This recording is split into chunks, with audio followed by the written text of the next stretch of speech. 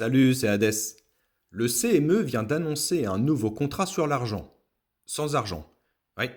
Quand une institution incapable de livrer du métal se met à vendre du papier en plus petites portions, ce n'est pas une démocratisation, c'est un aveu.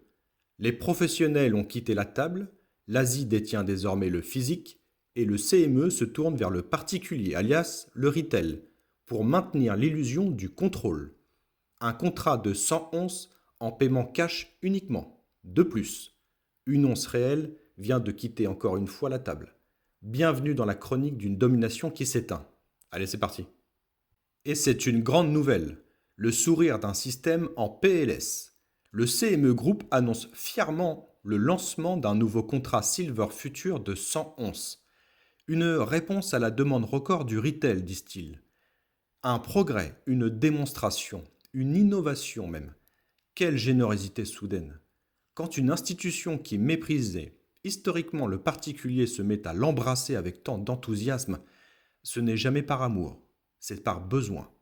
Car ce contrat n'est pas livré en argent, il est livré en espèces, en promesses, en papier. Autrement dit, voici votre argent sans argent. Applaudissements polis dans la salle, mais les professionnels, eux, ont déjà quitté le théâtre. Car oui, il fut un temps, lointain, presque mythologique, où les contrats n'étaient pas totalement déconnectés du métal. Le contrat 511, par exemple, conservait encore une chose dangereuse pour le système, la possibilité même théorique de livraison. Et c'est précisément cela qui posait problème. Car quand on permet la livraison, on prend un risque, celui que quelqu'un ose demander, ce pourquoi il a payé. Inadmissible. Alors que font-ils? Ils réduisent, puis simplifient, puis aseptisent. Et enfin, supprimer la contrainte physique. Le contrat 511 faisait encore transpirer les chambres de compensation. Le 111, lui, est inoffensif.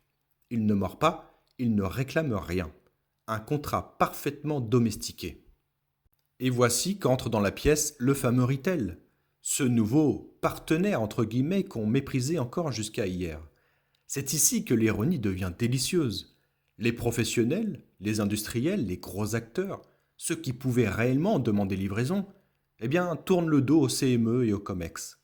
Ils vont ailleurs. Et où vont-ils? En Asie, vers des marchés où le métal existe encore quand on le paye. Alors que fait l'institution occidentale? Eh bien, elle se tourne vers ceux qu'elle a toujours méprisés, à savoir les particuliers. Et pourquoi eux? Parce qu'ils achètent petit, ne demandent pas la livraison, se contentent du prix à l'écran et surtout, ne vident pas les coffres. Ce contrat 111 n'est pas une ouverture, c'est une digestion. On avale le retail pour éviter de nourrir les professionnels. Mais le problème, c'est que même le retail commence à comprendre. Et tout ceci dans un seul et unique objectif, le désir de contrôle, où se cache derrière la peur de livrer. Augmentation des marges, volatilité compressée, multiplication des produits dérivés, réduction du lien avec le physique. Ce ne sont pas des signes de maîtrise, ce sont les symptômes d'un système qui évite le contact. Le CME ne manque pas de contrat, il manque de métal disponible. Et quand un marché crée des produits au lieu de renforcer ses stocks, attire le volume au lieu d'assurer la livraison, parle de liquidité quand il fuit la matière, eh bien ce marché n'est plus un arbitre, c'est un illusionniste. On ne tient plus le prix par la confiance, mais par la saturation. Encore un contrat, encore un dérivé, encore un écran. Et pendant ce temps, le métal, lui, voyage. Où? Vers l'Est, silencieusement, assurément.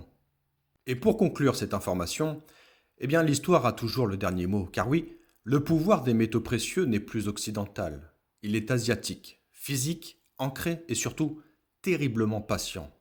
Le CME peut encore imprimer des contrats, il peut encore créer des produits, il peut même encore appeler cela de l'innovation entre guillemets. Mais l'histoire est cruelle. Quand on cesse de livrer, on cesse de régner. Ce contrat de 111 n'est pas une victoire, c'est une note de bas de page.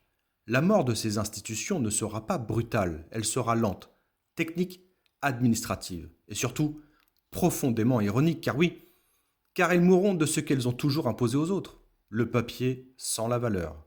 Quel humour noir, j'adore.